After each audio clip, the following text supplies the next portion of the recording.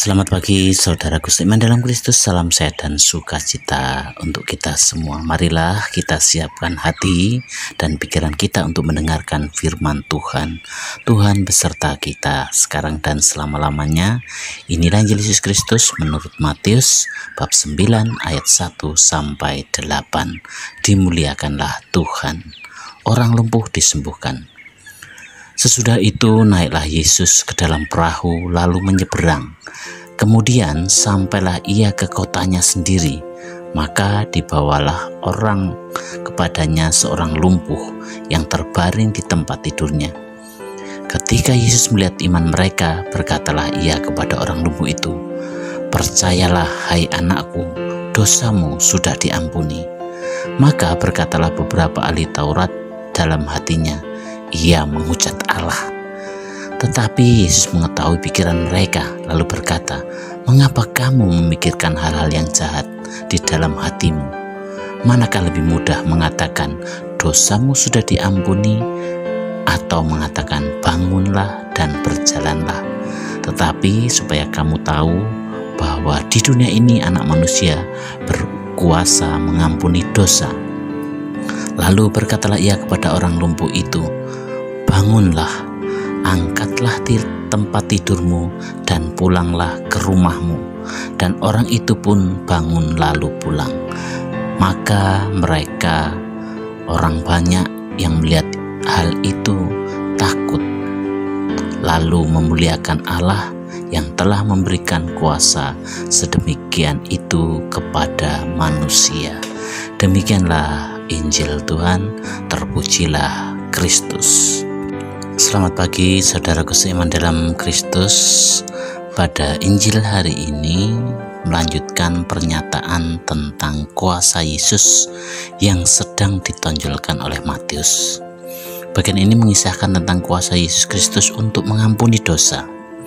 Kristus berkuasa menyembuhkan orang sakit, meredakan angin ribut, mengusir setan, dan sekarang mengampuni dosa. Semua menunjukkan otoritas ilahi yang dimiliki Kristus. Dia bukan hanya anak Daud, dia juga anak Allah. Dia bukan hanya anak manusia, dia juga anak Tuhan semesta alam. Kisah penyembuhan orang lumpuh dalam Injil hari ini menyadarkan kita bahwa cara pandang Allah seringkali berbeda dari cara pandang manusia. Umumnya ketika ada yang sakit, seorang petugas medis langsung melakukan diagnosa dan memberikan tindakan medis agar kesehatan pasien segera dipulihkan. Demikian pun yang dipikirkan oleh beberapa ahli Taurat ketika Yesus menyembuhkan seorang lumpuh di kotanya sendiri, yakni Kapernaum. Maka persoalan muncul ketika tidak melakukan tindakan medis yang lazim. Yesus malahan terlebih dahulu mengampuni dosa pasien tersebut. Hal ini semakin memancing emosi ahli Taurat. Yesus dianggap menghujat Allah karena berani-beraninya menyatakan diri sebagai anak Allah. Dia melakukan tindakan pengampunan yang merupakan hak dan kuasa dari Allah sendiri. Para sahabatku, saudaraku seiman dalam Kristus, sikap iman itulah yang menggerakkan hati Yesus, dan dia pun berkata kepada si lumpuh, "Percayalah hai anakku, dosamu sudah diampuni." Lalu dia melanjutkan, "Bangunlah, angkatlah tempat tidurmu dan pulanglah ke rumahmu." Iman akan mendatangkan berkat keselamatan bagi kita dan juga orang yang ada di luar kita.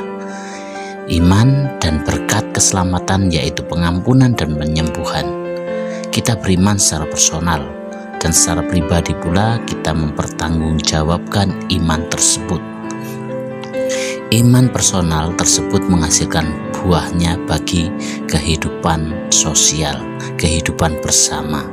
Semakin kita beriman, maka sudah semestinya sesama kita memetik buah-buah yang baik dari kehidupan kita. Oleh karena itu, iman personal kita itu mampu mengantar orang lain untuk menikmati karya keselamatan Allah. Saudaraku seiman dalam Kristus, serta pendengar dimanapun Anda berada, dengan kuasa firman yang semakin besar. Dia tidak menghukum para ahli Taurat yang menghina dia dari dalam hati mereka. Dia tetap sabar dan mengampuni mereka yang sembarang menuduh dia menghujat Allah. Kata-katanya yang berkuasa dipakai untuk menyembuhkan, memulihkan keadaan manusia, bukan untuk menghukum dan mengutuk orang berdosa. Melalui renungan hari ini, Injil hari ini, ada beberapa poin yang perlu kita renungkan bersama. Yang pertama, apakah yang menjadi kebutuhan paling mendasar yang kita rasakan? Jika kebutuhan fisik, makanan, pakaian atau hobi atau pergaulan atau kemewahan, kesehatan, kenikmatan hidup, dan apapun lainnya terus menjadi kebutuhan yang kita kejar dan cari, maka kita tidak akan melihat pengampunan sebagai kebutuhan yang paling penting, jauh lebih penting daripada semua hal tersebut di atas. Pengampunan adalah hal terindah yang dapat dimiliki oleh manusia yang telah melawan Sang Pencipta. Sebab tanpa pengampunan kita semua adalah musuh-musuh Allah. Sebagai pertanyaan untuk kita, sudahkah kita menerima pengampunan dari Tuhan melalui salib Kristus Yesus? Sudahkah kita sungguh-sungguh beriman kepada Tuhan Yesus Kristus, Anak Allah yang hidup?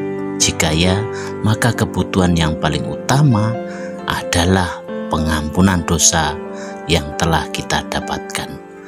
Pengampunan dosa yang membuat kita menjadi milik Allah selama-lamanya. Pengampunan dosa yang membuat arah hidup kita tertuju kepada Allah sepenuhnya. Ini jauh lebih penting daripada kaki yang disembuhkan dari lumpuh dan penyakit yang disembuhkan oleh suara Yesus Kristus.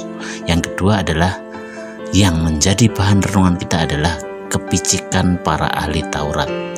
Ahli Taurat itu tetap tidak mengerti bahwa di depan mereka Sang Anak Allah telah menjadi manusia.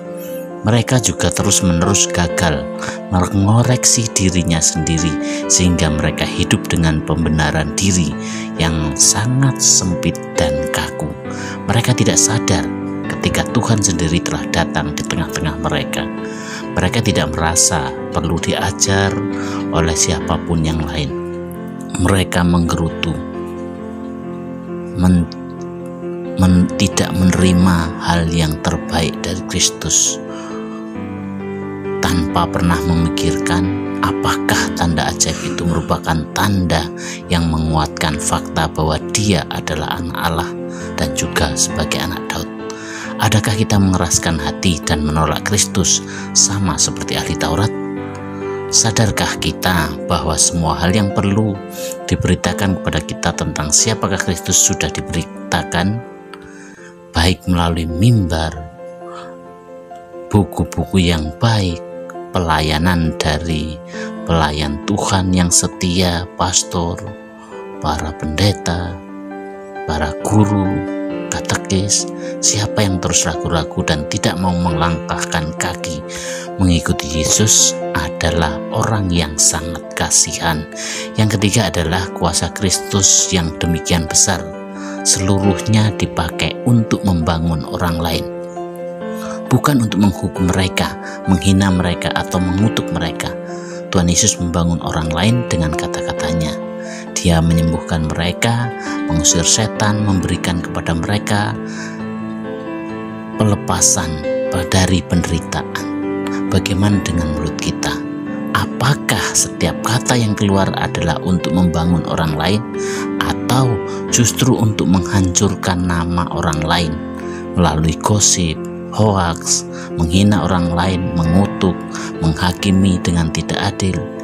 Kiranya kita dapat belajar dari Kristus tentang teladan kita, bagaimana cara kita beriman yang benar, seperti yang sudah Yesus ajarkan pada hari ini. Demikianlah permenungan kita hari ini, dan marilah kita akhiri dengan doa. Dalam nama Bapa dan Putra dan Roh Kudus. Tuhan Yesus, bantulah kami untuk menyingkirkan keegoisan kami yang hanya mencari keselamatan pribadi tanpa peduli pada orang lain. Buatlah iman dan hidup kami berubah berbuah kebaikan bagi kehidupan bersama. Amin. Dalam nama Bapa dan Putra dan Roh Kudus. Amin.